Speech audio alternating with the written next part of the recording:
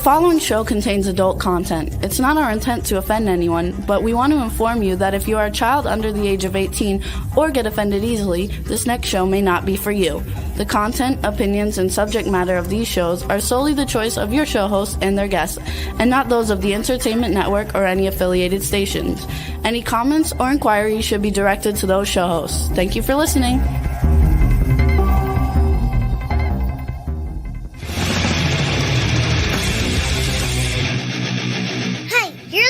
To the Adventures of Pipeman on W4CY Radio.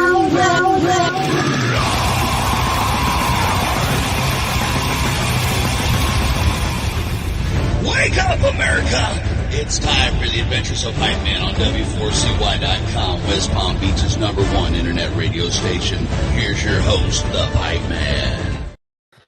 Yo! I'm back from Rocklahoma. I can't say I'm in good shape, though. I am recuperating, and I'm a hurting pup right now. But there's lots for us to talk about Rocklahoma. There's also lots for us to talk about in the second half of the show, where we're going to have a special guest. Her name is Dr. Karla Hylton, and she is a very well-educated educator. But more importantly, we're going to talk today, you see behind me, September is Suicide Prevention Month. Well, that's what we're going to talk about today. We're going to talk about suicide prevention, and there's a lot of things we're going to discuss with Dr. Hylton. But first, let's bring on the pipe nuts. There they are, Rebel Meddler. The Rebel Meddler with the green screen with no virtual background, like Rebel. Okay, I keep telling you. Nobody just has a green screen, okay? Nobody wants to look at some wrinkled green thing behind you. All right? No, it's progress. It's progress. You didn't like the blue screen, so I got a green one. That doesn't mean I like the green any better. Now look at Juan's virtual background. He's not in a virtual background. It's almost as if it's actually there. Oh! He's actually in our studio with real stuff going on instead of something that looks like a wrinkled sheet. It's not a wrinkled sheet. It is a green screen. I know it is. I'm saying what it looks like. And you're missing a little corner there. I can see what you're trying to hide from us, so maybe move your screen over a little bit. But yes, as I was saying, I just got back from Rocklahoma. I'm recuperating. I don't know if you could hear it, but first of all, I had totally lost my voice because I did like 18 interviews and some gigs and screaming and all that good stuff. Surfing. So, no, I don't do crowd surfing. I don't trust people that much. But a friend of mine did break her ankle crowd surfing at Rocklahoma. Tent hopping? There's a reason. Oh, tent hopping. Well, that may be not tent hopping. Well, yeah, maybe tent hopping too. Okay, but what I am going to say, but I'm starting to get my voice back now, but I also have festival flu. Can either one of you describe to me what festival flu is? Yes, it's just the crud that you get from being around all these people and all the fun and everything. It's not. Was it raining? No. What was it raining? That has nothing to do with it. But yes, the first day, not the pre-party, but the first day, it was raining and we got evacuated. Did they spread anything on the ground to absorb the water from the rain? That's not what it is. Festival flu is at every festival, there's a ton of dust that you're breathing in the air. And when you're there all day, every day, breathing in, especially doing interviews, because I'm breathing in talking, at the end of it, it's all inside your head and you can't breathe. And I don't mean in your head mentally, I mean physically. And literally, you can, sometimes some festivals, like you could cough up like rocks, like little pebbles. It's really a trip. Okay. But yeah, so my nose What is exactly totally are you stuffed. doing to cough up pebbles? It's what you breathe. There's 75,000 people there running and walking and moshing and everything else through dust. And it Here's a is, question. yes. What's worse, coughing up pebbles or passing See stones? dust. I would say Passing passing stones. stones definitely is. Okay, I don't want to do that anymore. I do have one sitting there that could pass at any time. I don't want that to happen. But let me tell you something, how it's amazing because some people might look at this show, like we talked about in the beginning of the show. The first half, we're going to do a recap on Rocklahoma on the Pipeman radio tour. And the second half, I said, we have a very special guest, Dr. Karla Hylton, which if she can hear me, she's backstage right now. And if she wants us to bring her on ahead of time and talk about shenanigans of a music festival, she can nod her head yes. But if she just wants to stay in the background and watch, that's She fine. nodded no. I know, right? So, but basically, there is, we talked about it's Suicide Prevention Month, and we're going to be talking about suicide prevention and suicidal ideation. And the thing is, some people will say, well, how do you put those two subjects together? Well, first of all, in the music industry, suicidal ideation and suicide itself is rampant. Okay. Last a couple years ago, we lost two major people. We've lost many people that you think they're living the dream life. Like you look at them and they're like, man, they are the luckiest person on earth. But then they're not. Okay. Mhm. And we don't That's know because what. people don't realize what goes on. There's a Well, and lot. Look at you Robin don't know what's Williams. going on in somebody's head either or what they've been through. Most people don't show all that stuff. They just live with it. And that's why they get to the point they do because they're not talking to anybody except the voice in their head. And as things get darker, we need voices outside of our head. That's my opinion. Okay. And so, yeah, there was one band that I interviewed this weekend that literally the person that formed the band was suicidal before forming the band, and forming the band changed his life. Music changes people's life. It's some of the best therapy. And multiple of the artists that were at this festival this weekend have had some kind of issues with mental health, suicidal ideation, and it it looks like the dream life, but it can be the rough life too. You don't know what somebody else is going through. Okay. And so if you guys listen to my interviews that'll be coming out in a couple days from Rocklahoma, you'll hear a lot of this too, and you'll hear about that one band.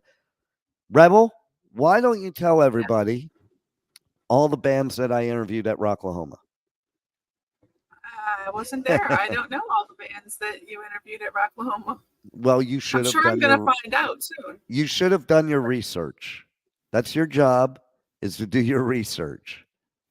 So Among good. other things. But seriously though, yeah. So here's who we interviewed, just so you know. Okay, we had the official pre-party. Didn't even have media credentials yet. I had to sneak in to do the interview. Okay, but I told people I snuck in. I never sneak in without telling people. It's once you're in, you're in. No, but seriously, I interviewed they have this one stage. It's really cool. And on the pre-party night, it was only that stage. And basically it's like 80s glam hair metal band type stuff. So that night, Faster Pussycat played. You know, ooh, Really? yeah. And Oh, I did you told interview somebody them? I did not, but I did hang out with them in the trailer and they were drinking. So I think that's better than the interview. Just saying. No, we weren't. Wholeheartedly They agree. actually came into the trailer I was in with another band to ask for some alcohol. And the other band was a young, newer band that They felt so cool that Faster Pussycat asked them for some alcohol, you know. But that backstage shenanigans, some of it's there. It's not, it's not what people think it is either sometimes. But Sometimes. there were some shenanigans. There's some things we're gonna have to talk about that and shenanigans at the festival and in the campground. But first of all, okay, so we interviewed Scarlet Rocks on the pre-party night. So there was a band Eyebolt that played that night. We interviewed them too, but the next day. Okay. And then you're gonna be real upset, Rebel. You're gonna be real upset. Can you guess who was the headliner of that night? Okay. So there's two reasons you're going to be upset. One is that you missed it. The second is that while I talk about the rest of the interviews, you're going to do your job and you're going to look up who the headliner was that night. So Can let's I guess? see. You can guess, sure. Motley Crue. No. Slayer. No, not even close with the Slayer, closer with the Motley Crue. Is it an 80s band? Yeah, no, it's a lead singer of an 80s band. Vince Neil? No. You're not going to get it right because you didn't do your research. Let's see if Juan takes a guess, if he gets even closer than you, because I bet he's researching it while we're talking and He's arguing done the about it. videos and the interviews. No, he doesn't do these interviews. I don't know. Slipknot? No, that was the headliner of the whole festival. They're not playing the pre-party. Was Okay. there a specific day that they played on? Sebastian Yes, the Bach. pre-party night, Thursday night. No, but you're getting close. Tom Kiefer? That's it. You did it. Ding, ding, ding. Do you know what band Tom Kiefer is from, Rebel? Because if you don't, you are ashamed to all people that say they like 80s metal. Cinderella? Very good. Ding, ding, ding. She won. Oh, my God. I'm so shocked. So that was the first night, okay? And then the second day, I didn't get to see a lot of sets I wanted to see because I was too busy in media, which happens. That happens quite often. But I did catch some really good shows. But Friday, first day, official day of the festival, like I said, I interviewed Eyebolt. I also interviewed Dime Store Riot. And then we got there was another band that I interviewed, but then we got evacuated due to weather. And so I was going to miss my last interview, but she stuck around and we connected after we got back in the festival hours later and did the interview. It was one of the best. It was one of the best interviews we had. That was Eva Under Fire. Then Saturday we interviewed Austin Mead, Surge, Bad Wolves, Color of Chaos, Royal Lynn. Sunday we interviewed 10 Cent Revenge, Giovanni and the Hired Guns. Nothing More, Raven's Banquet, Vended, who is the son of Clown and Corey from Slipknot, and they are that band, and a few other people, and that band's badass. Any Given Sin and Oxymorons. Now, in Oxymorons, spelled with 2 R's, okay, during the interview, one of them was wearing a shirt, their own band shirt, that I was like, that's really cool. I really dug it. And I was wearing a Rocklahoma shirt. So he came up with the idea in the interview because he could always get another one of his own band shirts, but he couldn't get the Rocklahoma shirt from 2 years ago that I had. He said during the interview, okay, let's trade shirts. So we both stood up there in media during the interview and took off our shirts, exchanged, and that's the shirt we wore for the rest of the day. And then I was hanging out with him later at sets. It was so funny because he was wearing my shirt, I was wearing his shirt. So there it is. Did you get to keep his shirt? Yeah, and he kept mine. It was a trade forever. It was a trade forever. It was Did a he trade sign it? forever. So I'll never be able to recapture that Rocklahoma shirt, but I have a cool shirt too. So who You knows? never know. You might meet up again at another festival, and switch out. That absolutely true. So everybody has to check out the interviews. They'll be on my podcast on iHeart, Pandora, Spotify, Amazon Music, Audible, and like over 100 others. So just check it out.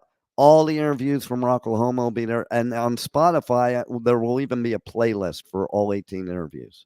Okay. So do you want to talk about the other shenanigans? You do. I do. What would you like to know? I- How about you guys interview me about Rocklahoma? Let's do that. Okay, let's do that. Let's interview you with the Rocklahoma. Juan, you want to go first? Sure. How many tents did you visit? So let me think.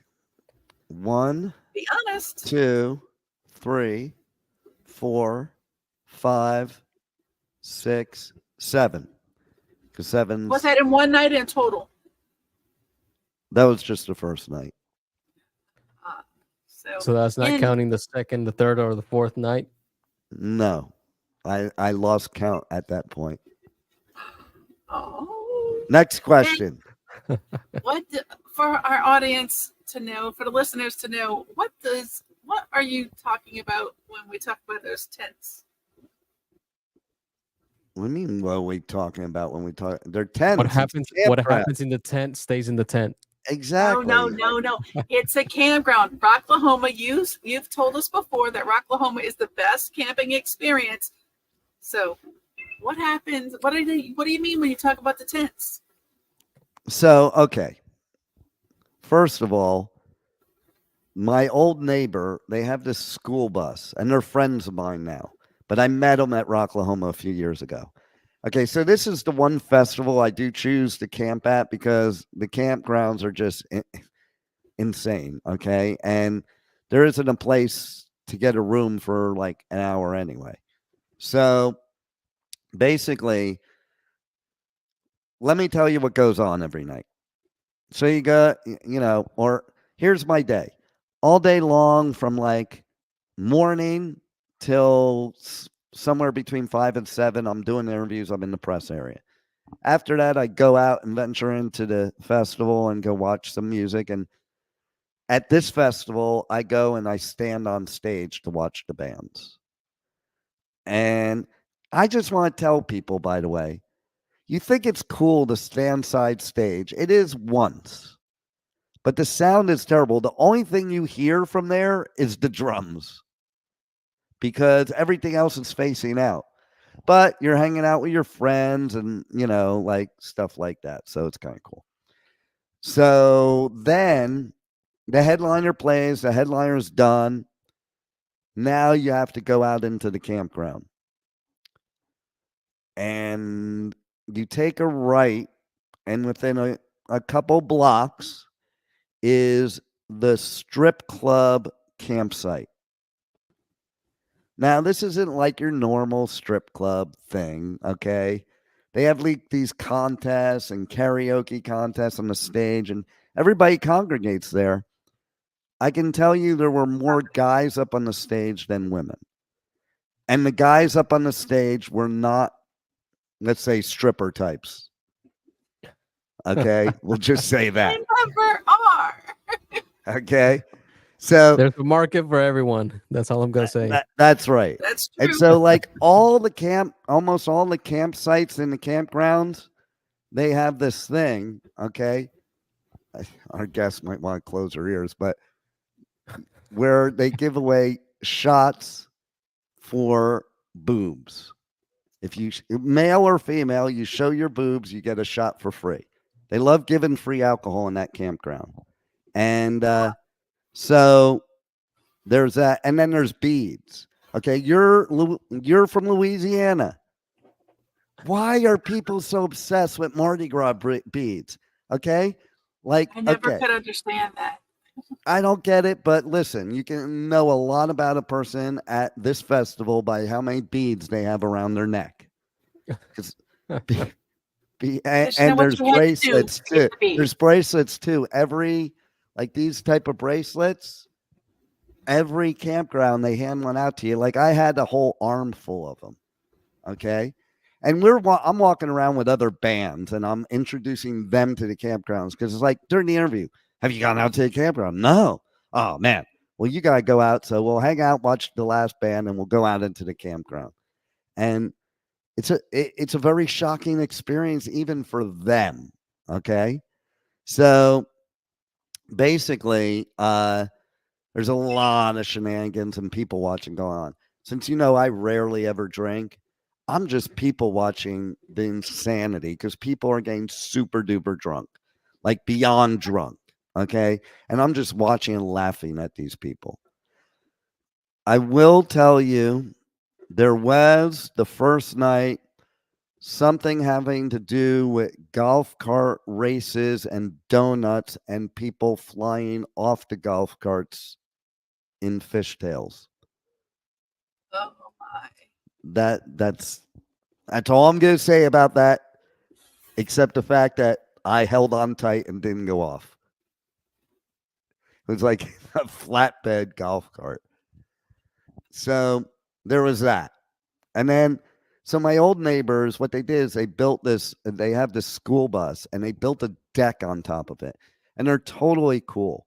Every morning they invite me over for breakfast, and they'll take good care of me. But at night, the shenanigans start. Because this big deck, like, first of all, you could see the headliner band from their deck and hear it clear as day. So you don't even have to go in the venue.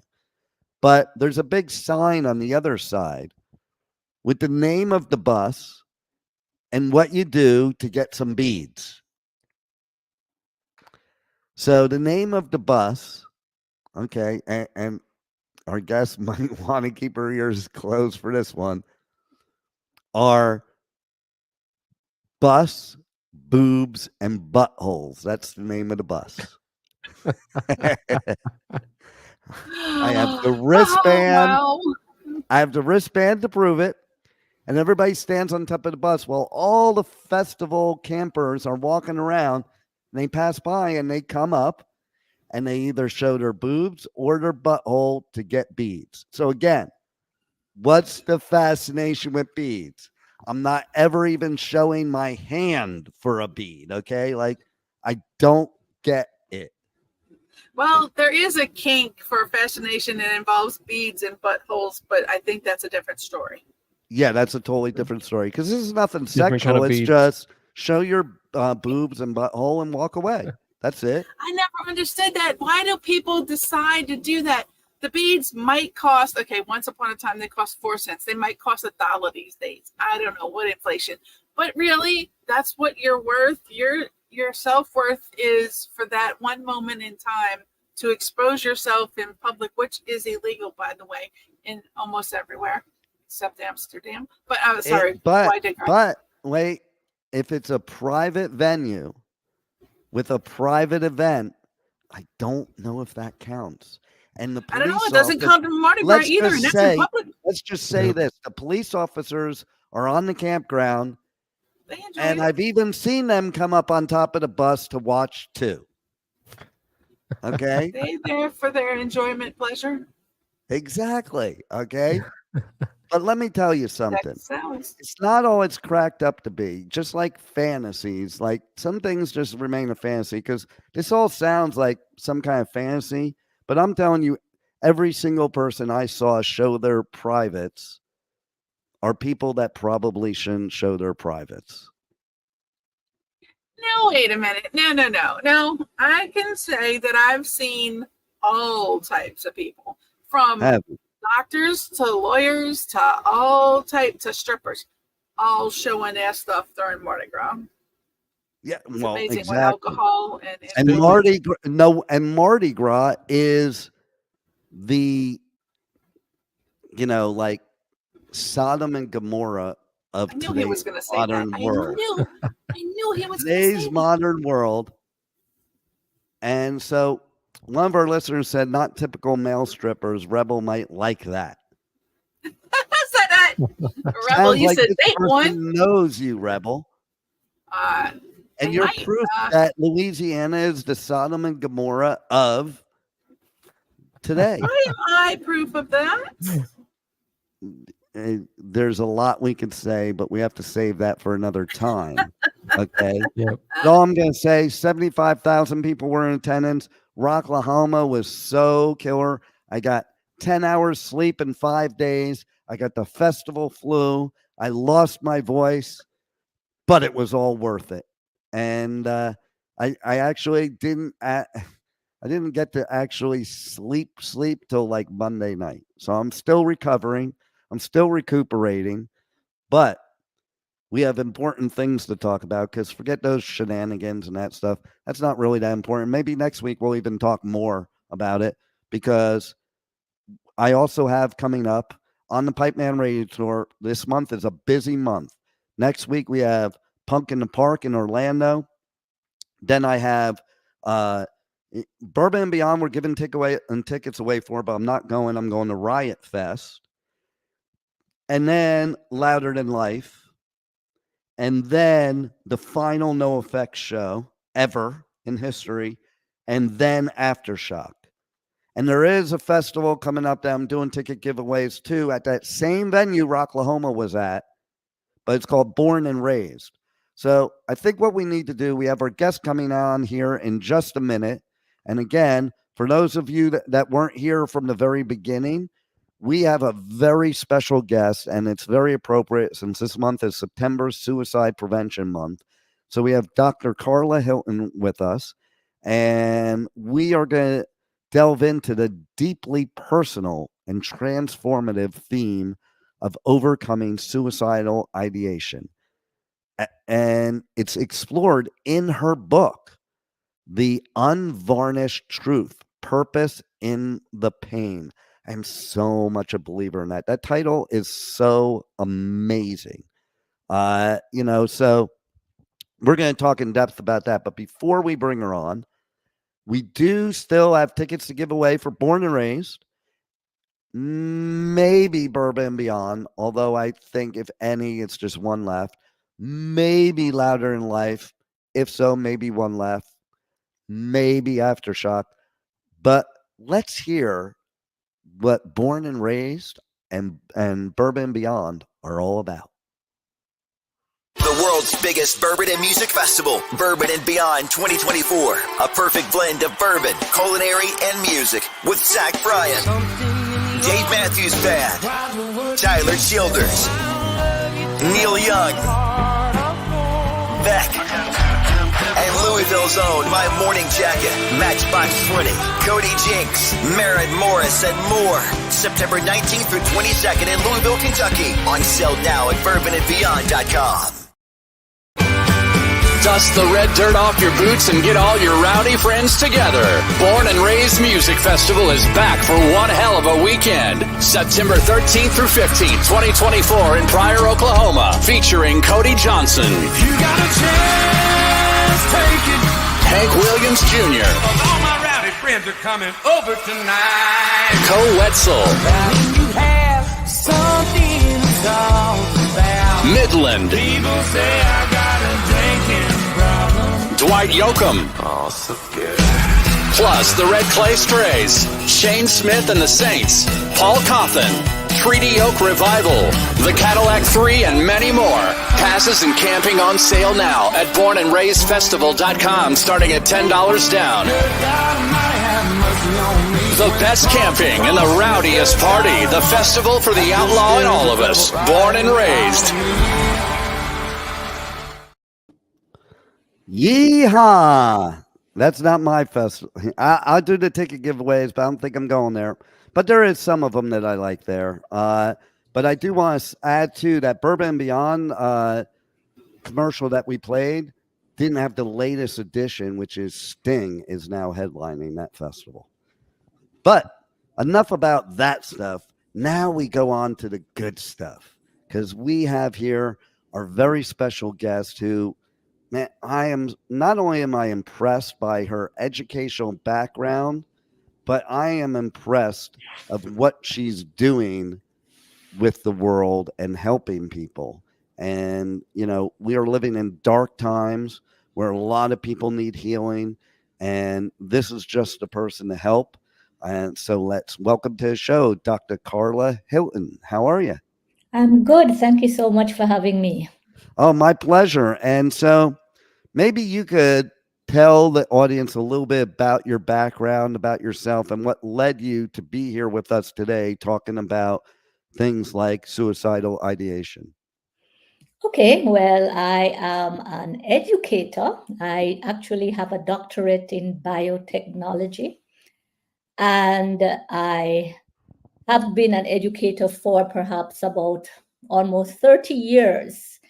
However, Wow. I've had my own mental health struggles throughout my life from childhood, and I decided to write a memoir because I have been through a whole lot, and I want to help persons to overcome some of these struggles that I have been through. I'm actually from Jamaica, so my memoir, The Unvarnished Truth, actually takes the readers through my journey, my life as a Jamaican living in Jamaica, and the struggles I had to overcome. Of course, everyone has their own struggles. However, I feel as if I'm in the unique position of having had suicidal thoughts and have Mm. actually attempted twice to help persons with their own mental health problems. Because I have been to many psychologists, psychiatrists, taken many medications, etc., etc. But the work was hard and it had to come from within. Yeah. So basically, that's who Oh, I am. I think we all have our stories too. And, you know, I will say something here that I probably have never said on the show ever, and Rebel can testify because she's been with me for like 12 years on the show. But when I was a teenager, I experienced suicide attempts in my family, and that I had to deal with, that I was a major part of. And so there's that other side, is looking at other people and, you know, what they're going through. Not to mention that most people don't really know what any of us is going through because we don't show them. That's what society teaches us. And so then it feels like we're all alone in the world and we have no support system, you know, and that's self created, of course, but it doesn't matter whether it's self-created or not, you know, and it doesn't even matter if it's true or not. It's how you feel that matters, in my opinion. You know, I mean, somebody could say, you know, it's all right, blah, blah, blah, blah, blah. But if you don't feel that way, it's not all right for sure. And so I'm very thankful for somebody like you that can help others, because it is those of us who have had firsthand experiences that are best, you know, we have the best tools to help others, because how many people that are in that darkness think that nobody could understand them? Right. So, you know, if they know that you do understand, that's a whole different story. And, you know, let's talk about the music before, and that's so true. Like, how many people relate to the lyrics of songs and that gets them through it? There's so many different things that could get you through it. Sometimes we don't know what it is, you know, and sometimes we do need guidance by somebody like yourself. So, what do you think was the impetus that made you to go into this realm specifically to help people that have suicidal ideation? Okay. I felt that sharing my story was a necessary evil, so to speak. It was necessary for persons to know that people that appear to be successful, they're educated, they write, because I used to write for the newspaper, etc., can actually have feelings of despair, even though things appear to be going well, Yeah. right, on the surface. And I also wrote the book because I'm very committed to raising awareness and to reach out to those who are struggling, because I know that is very critical to have the right type of support during the moments of, these dark thoughts moving across your mind. Okay. Yeah. And that is also why I went on to write the workbook, which is called Vanquishing Monsters. And that is to offer practical exercises so that persons can help themselves to work through some of the issues they may be going through. My goal ultimately is to inspire others to hold on, to seek help, and to believe that there are brighter days ahead. Yeah. Can I interrupt? What is the name of that workbook again? Vanquishing Monsters. And I got to say that the workbook to me is brilliant because that is part of the work, isn't it? It's like sometimes you have to take these kind of actions, write things down. And I know also, like, there's a big difference when you have stuff in your head compared to writing it down and looking at it after you wrote it down. So I think it's ultra important. And I think it's kind of cathartic to go through a workbook like that to kind of get everything out of you. Yes, definitely. And I mean, a lot of the techniques, perhaps persons already know, perhaps they don't know, but then just having it all in one space, one, workbook. I went through so many aspects of mental health. It's not just suicidal ideation, but things such as abuse, the people-pleasing nature, spirituality, as well as parenthood, divorce, marriage. So it's not just focused on suicidal ideation. It goes through many topics that affect us, that can lead to suicidal ideation. Yeah. And, the fact is, okay, so as an example, you mentioned divorce. Mm-hmm. Divorce, they've done surveys, and divorce is feared more than death. And I've seen people in my life that were the most positive, mentally strong people get destroyed by divorce. Mm-hmm. And it is tough. And it can lead to situations that are very dark and possible, suicidal thoughts and who knows, especially depending on what you're going through. And that's another example too. It's like, it's amazing when you get divorced, how many of your neighbors that you saw every day that had no clue. Yeah. And that's the same for mental health. Very, very true. And when we really need to remove that stigma, we need to have people speaking up about how they feel. I mean, emotional health is just as important, if not more important, than physical health. So, Well, and emotional health, Mhm. if it's bad, can lead to bad physical health easier Exactly. than anything else. Exactly. So, And the times we live in, stress is so high. Stress is one of the biggest killers there is. And stress is also a killer on our mental health as well. Mhm. Yes, I totally agree. I totally agree. And I had many stress-related ailments as I was going through my depression. I was diagnosed with autoimmune diseases. Ugh. And I am now free of autoimmune diseases because my emotional state is in a much better place. Yeah. It is a proven fact that your emotional state of mind will cause literal physical ailments. It's also you take the other side, okay? So there's this exercise that Tony Robbins would have you do in a seminar where you position yourself a certain way and you look up and you put a smile on your face and you think of something really dark from your life. And because of the positioning of your body and how you're doing it, that you still have that smile on your face, even thinking about those dark things. Mm-hmm. Yes. Yep. So we really need to spread the word. Suicidal ideation, it's more common than we believe, Yes. because so many persons, since I've written the book, have told me that they have experienced similar thoughts.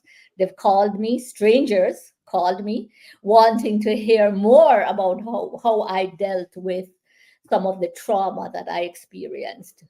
Well, I want to hear more, which means the listeners want to hear more. So let's hear more about your story, because that's what people relate to, somebody else's story.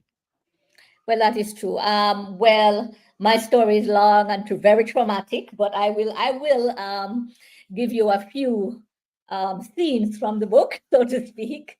And because it's suicidal ideation we're speaking about mainly today, I would mention that I've had 2 suicide attempts. Well, thank God you're still here. Thank you so much. Yes, and I'm happy to be here because I think I will make a difference and help persons.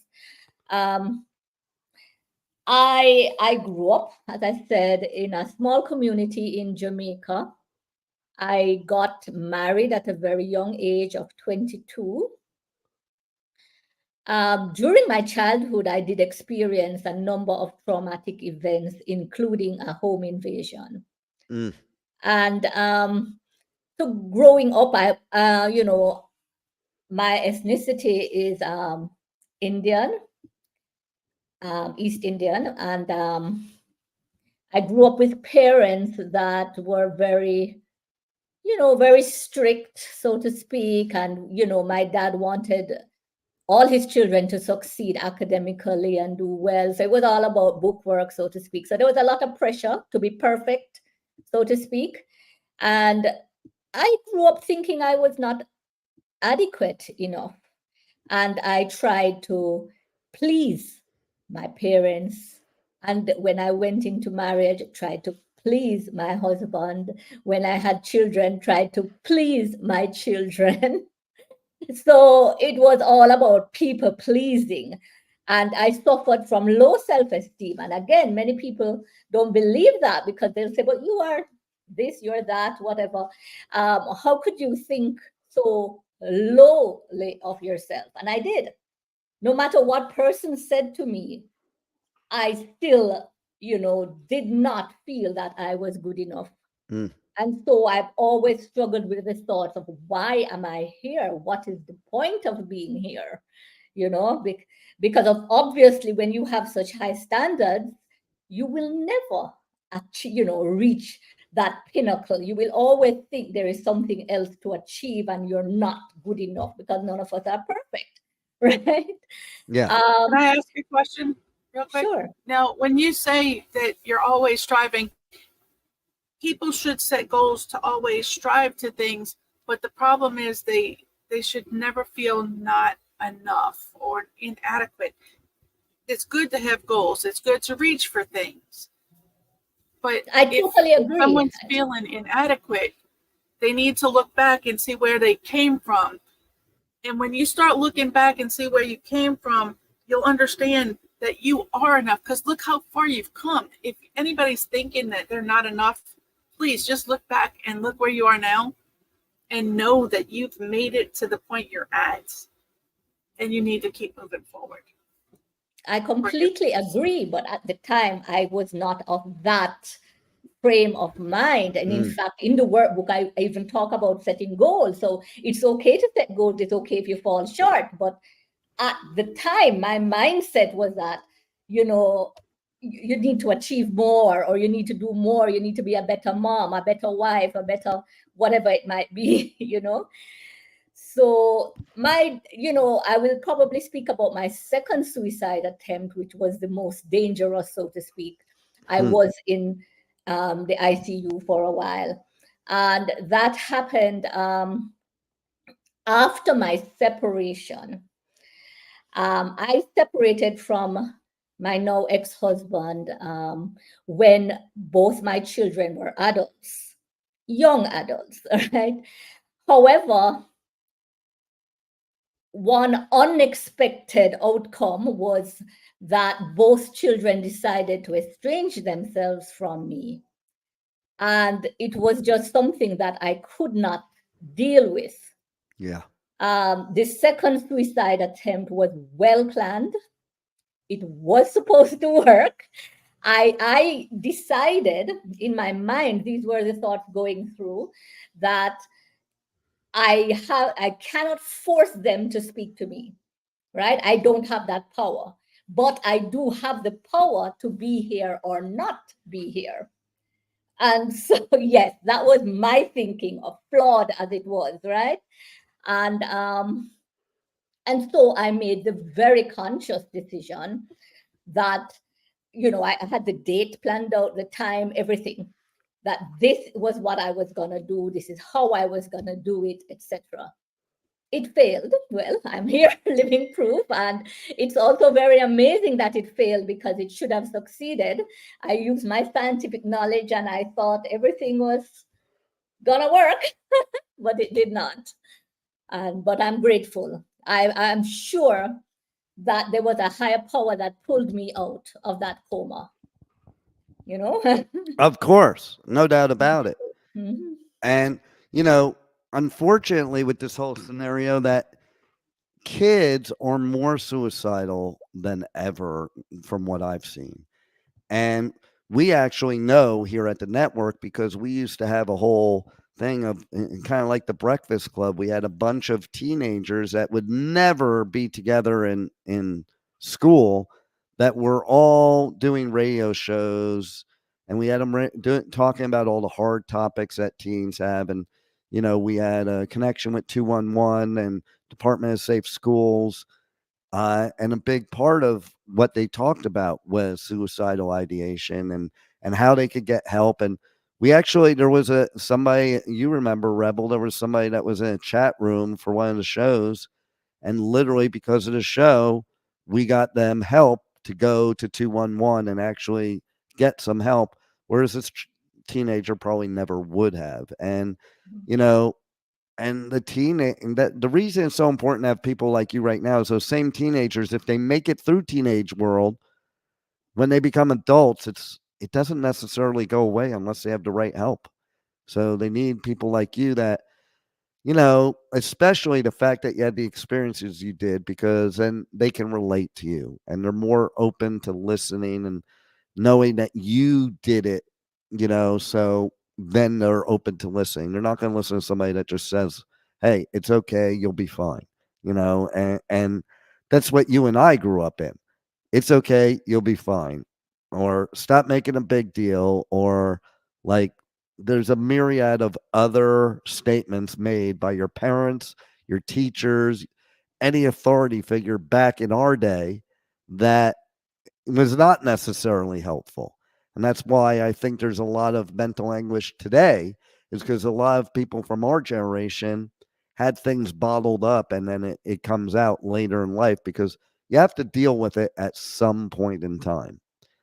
So how do our listeners, or anybody for that matter, connect with you on socials, on the web, and more that you can help them as well, and also to get your books and all that good stuff? Okay, well, I would direct them to my website, which is www.khylton. Hilton is spelled HYLTON.com. Lots of information there, as well as free resources for those who might be feeling suicidal or have other issues. The books are available on Amazon as well as Barnes and Noble. And there is a contact form on my website, so I am very happy to speak to anybody who is feeling suicidal. Well, that's amazing. And what you're doing is amazing. We're going to have you talk a lot more, because certainly in one interview, you can't cover the whole realm. And certainly there's, a lot of different aspects of this discussion that we haven't even touched on today. If you were to leave our audience with one final bit of advice or information or whatever in that realm, what would it be? Okay, I think my ultimate message is one of empowerment. I want listeners to know that no matter how dark the night, there is always a dawn. And I know you can't really see that right away, but there is. You have to believe that there is a light at the end of the tunnel. And I want listeners to move towards a brighter, more fulfilling future. It's there for everyone. It absolutely is. And yes, and it's also usually darkest before the dawn. So that's where the hope is. You know, if you think you're in the darkest place of your life, there is hope that it's darkest before the dawn. And hopefully, you know, you can see that, experience it, or you have somebody like Dr. Karla Hylton that can help you through it from her own life experiences. So I want to thank you very much for all you do to help people out there in the world. And thank you for being on the Adventures of Pipeman. Thank you so much for having me. It was a pleasure. Pleasure is all ours. And so you know what, Juan? I'm just going to say everybody needs to tune in next week and every week, Wednesday, 1 p.m. Eastern Time, to the Adventures of Pipeman. Make sure you go to anywhere you listen to podcasts, iHeart, Spotify, Pandora, Amazon, Audible, or over 100 other places. And if you missed any part of this show, you'll be able to hear this show again. And you can look up my interviews from Rocklahoma and more. So stay tuned. We'll be back with you live next week. Roll it, Juan.